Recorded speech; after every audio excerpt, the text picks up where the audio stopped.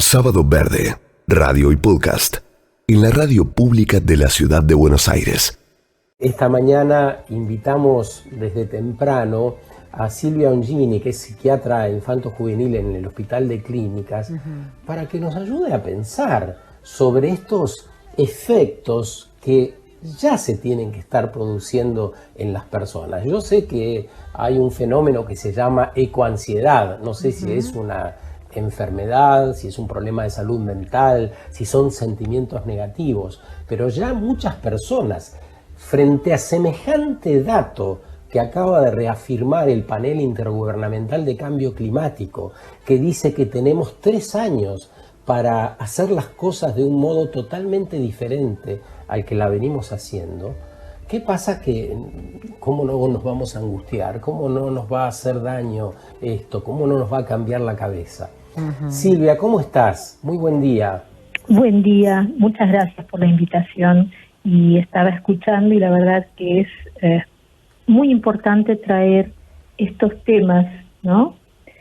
En realidad, lo que se llama ecoansiedad, que es la ansiedad en realidad es un mecanismo defensivo que tenemos todos los Homo sapiens sapiens, los humanos, para reaccionar frente a las situaciones adversas que nos da la misma vida, ¿no? Claro.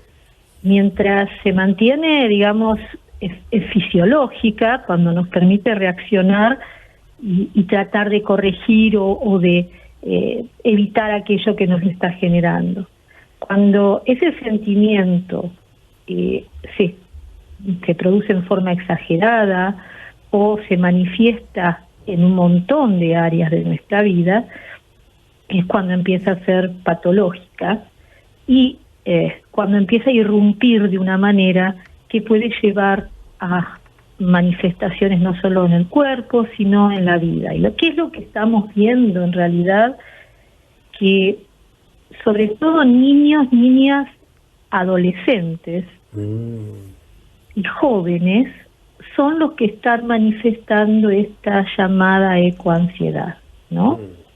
En realidad yo no me dedico a adultos, pero sí la bibliografía refiere que no tanto, o sea que los adultos es como que hay cierta más naturalización frente al impacto que estas noticias que llegan producen, como si lo está produciendo en los niños, ¿no? Vos sabés que ahora que decís eso, hay una frase muy conocida de la dirigente juvenil Greta Thunberg, que tenía 15 o 16 años y se plantó, yo no sé si era en una reunión en Davos frente a empresarios e economistas, era una reunión de alto nivel de líderes, y les dijo: queremos que tengan miedo, que sientan lo mismo que nosotros, hablando del cambio climático y la necesidad de cambio. Por lo tanto, ahí está de algún modo refrendando esto que decís, ¿no?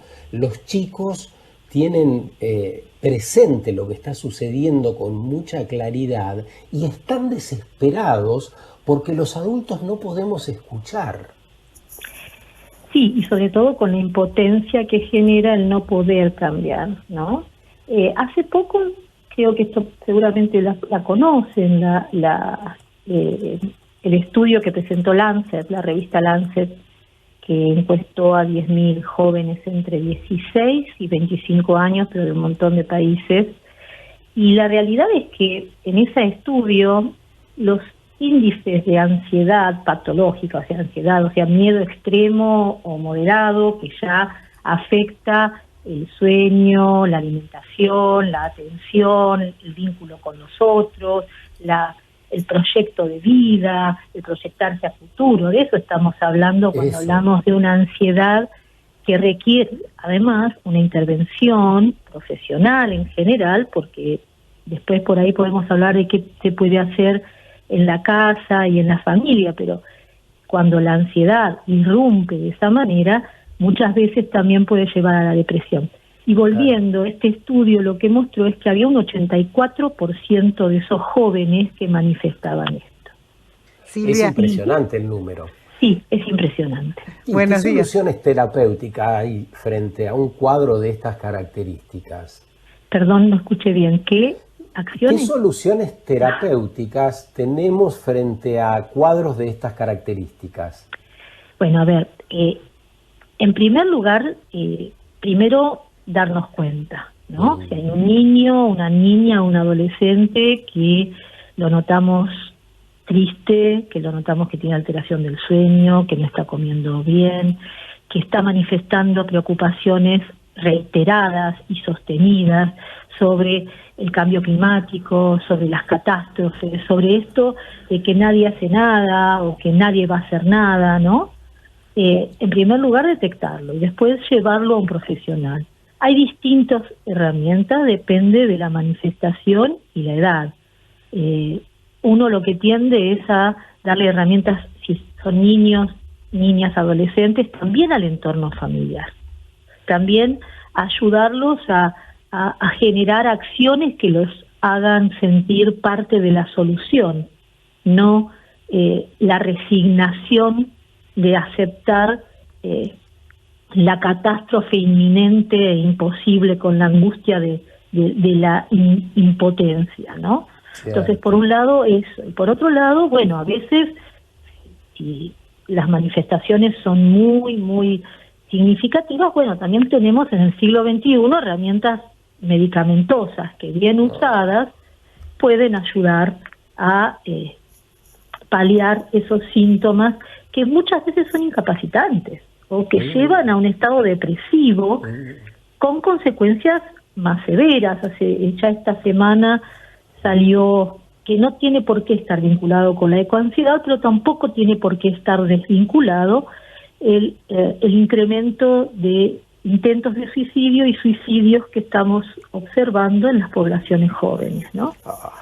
Sí, Pero eso es cierto, desde la pandemia, ¿no? Viene ya esa tendencia. en realidad desde antes, pero también, y esto es tan importante, Sergio, que lo hayas mencionado, la pandemia, porque sí es verdad que el aislamiento pronunció todo esto, pero también muchos jóvenes, muchas personas en general, han vivido la pandemia como una consecuencia de acciones humanas, de acciones de descuido del planeta, de culturales o lo que fuera, no importa qué explicación le dieran, ¿no? Más científica o más imaginaria, sí como algo que irrumpe, que cambia todo y que no es predecible y que muchas veces lo leían como las consecuencias de esto, ¿no? Desde ya sea comerse un murciélago o que estaban experimentando, no importa qué explicación.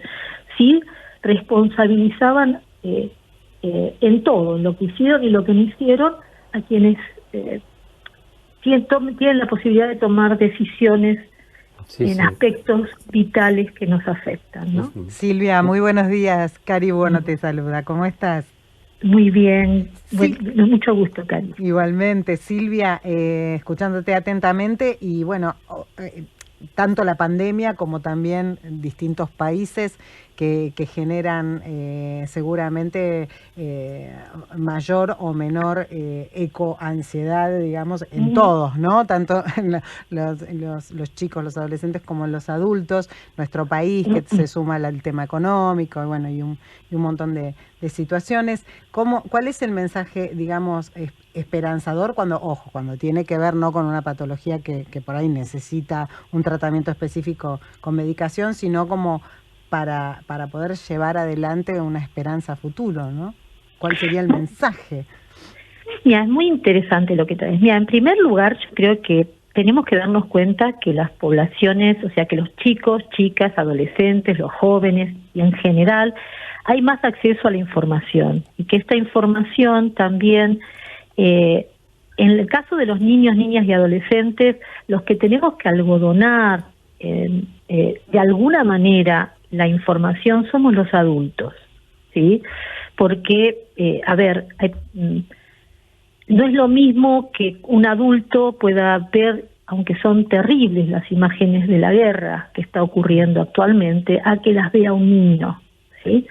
De la misma manera, tener esta información de que en realidad tenemos que hacer algo de acá a 3 años, lo vamos a procesar de distintas maneras. Entonces, lo esperanzador es que tomemos acciones que, por un lado, bajen en la reacción de ansiedad, de angustia frente a algo que uno puede ver como imposible.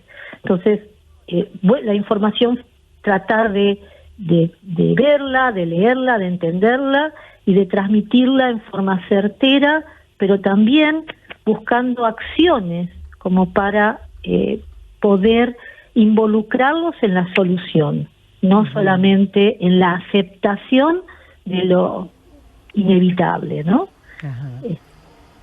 Muchas gracias por este rato con nosotros. Nos quedamos pensando en tantas cosas que nos has dicho, y una de las centrales me parece que tiene que ver con esto que mencionabas. Lo primero es darnos cuenta, nosotros, los adultos, démonos cuenta de lo que está pasando y lo que provoca la inacción en todos los campos para resolver estas cuestiones de extrema seriedad, pero lo que provoca la inacción cuando no tenemos la capacidad de escuchar a los niños, niñas o adolescentes. Gracias, Silvia. Volveremos seguramente en otro momento sobre el tema porque es apasionante, y con el panorama presente, esto no hay dudas que se va a agravar. No hay ninguna duda de que la medicina va a tener que responder, la psiquiatría y demás, frente a los cuadros que, como bien decís, se van agravando. Que tengas una muy buena mañana. Igualmente, muchísimas gracias por la invitación.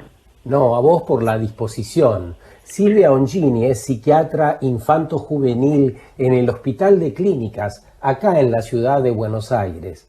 Sábado Verde, radio y podcast, en la radio pública de la ciudad de Buenos Aires.